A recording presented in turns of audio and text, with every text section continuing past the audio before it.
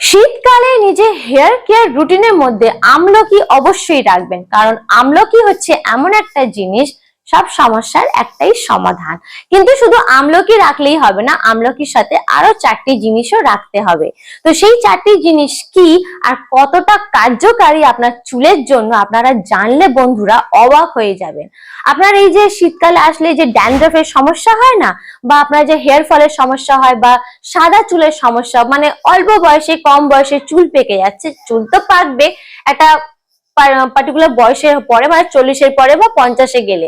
কিন্তু যদি ভাবুন তো 18 বছর বয়সে বা 30-এর নিচের কমের বয়সে যদি চুল পাকে, তাহলে বিষয়টা সত্যি কতটাই চিন্তাজনক থাকে।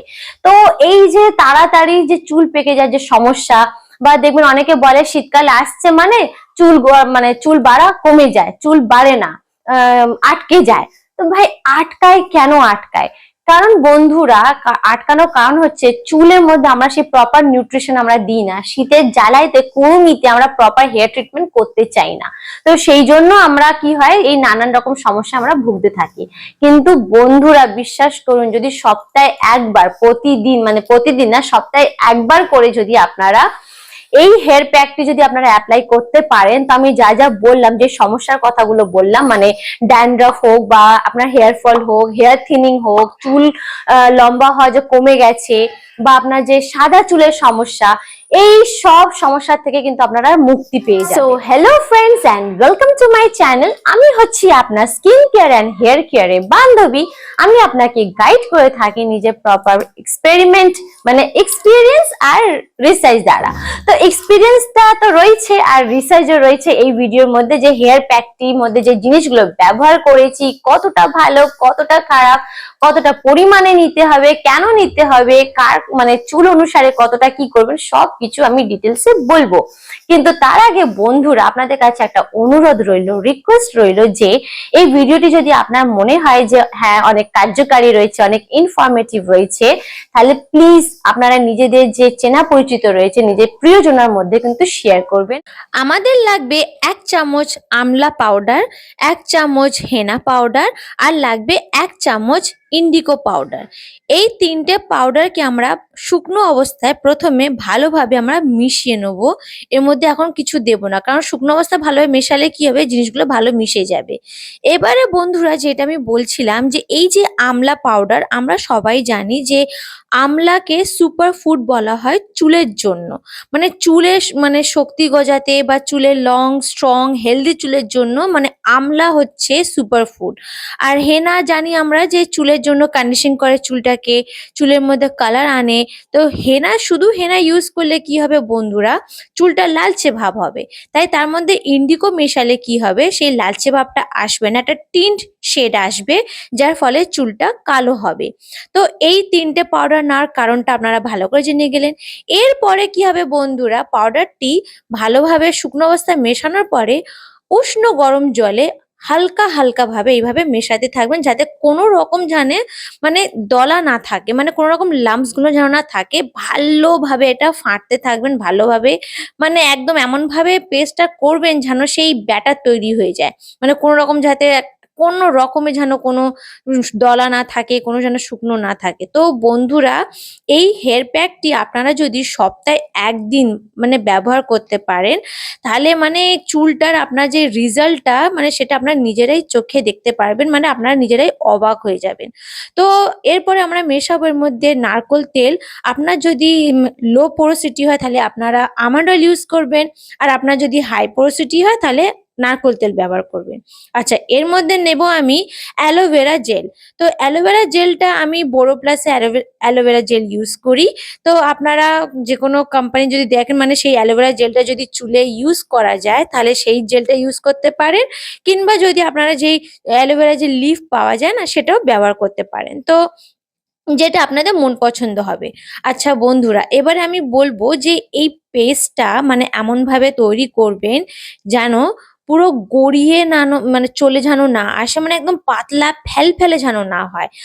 এমন ভাবে করবেন, না খুব পাতলা হবে, না খুব গাঢ় হবে। কারণ যদি এই পেস্টটা যদি খুবই একটা গাঢ় শেড হয়, তাহলে কি বলবো, এক জায়গায় আটকে যাবে, বেশি ভালোভাবে ইউজ হবে না, ইভেনলি অ্যাপ্লাই হবে না, ইভেনলি স্প্রেড হবে না। চুলে যা মানে দরকার সেটা প্রপারলি সেই রেজাল্টটা আসবে না।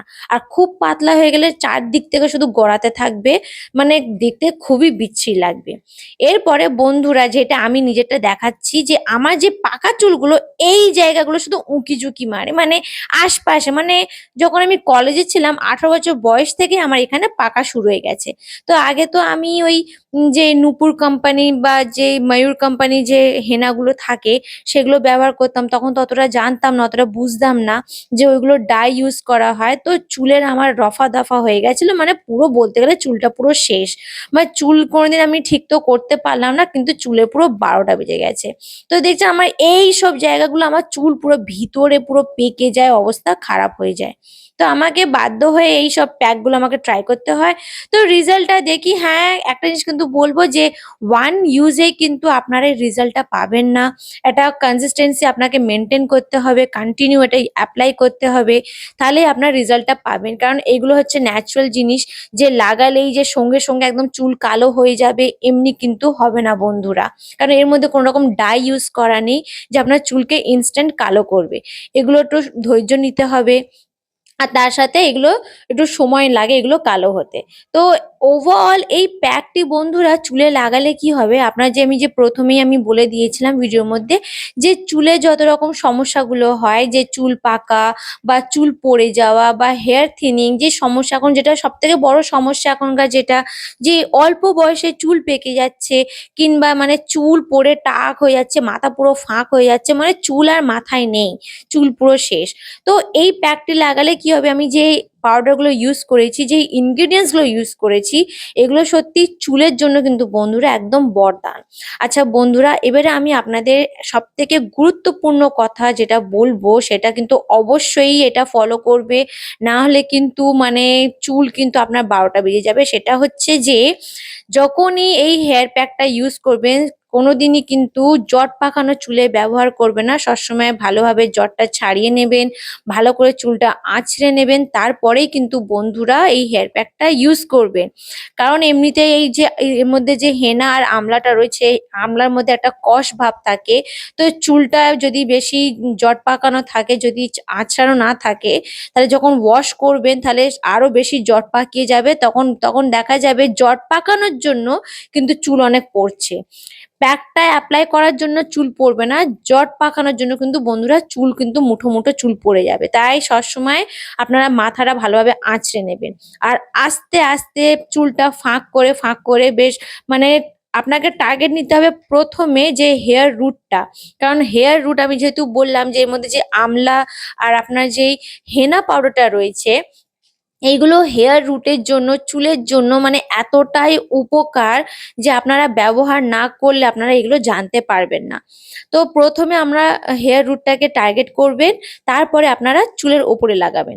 আচ্ছা আমি এখানে হেয়ার কালার ব্রাশ ইউজ করেছি, কেন হাতে যদি অ্যাপ্লাই করি, যদি হাত দিয়ে লাগাই বন্ধুরা, তাহলে ভালোভাবে চারদিকে লাগবে না, মানে উল্টে দেখা যাবে, মানে চুলে তো পেস্টটা লাগলো না, হেয়ার প্যাকটা তো লাগলো না, দেখা যাবে কোথায় জামা কাপড়ে, নালে দেওয়ালে, নালে মেঝে, এই সব জায়গায় চাটি ছড়াবে, মানে ল্যাবড়া চেবড়ি হয়ে যাবে চারিদিকে।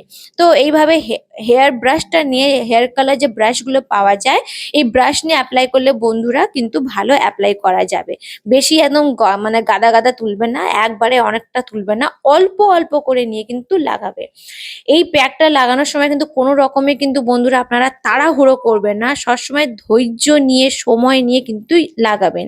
কারণ সেই একটা কথাই আছে না, যে জলদি কা কাম শয়তান কা কাম। হ্যাঁ বন্ধুরা, ঠিকই কথাটা, একদম তাড়াহুড়োর কাজটা হচ্ছে শয়তানের কাজ।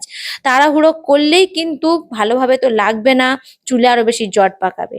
তো আমার প্রথমে দেখছেন যে আমি কিভাবে পুরো মাথাটাকে পুরো টার্গেট করেছি আস্তে হাতে, যাতে আমার চুলে বেশি জট না পড়ে, যেন ভালোভাবে, যেন আমি সুস্থভাবে যেন চুলটা যেন আমি ইউজ করতে পারি।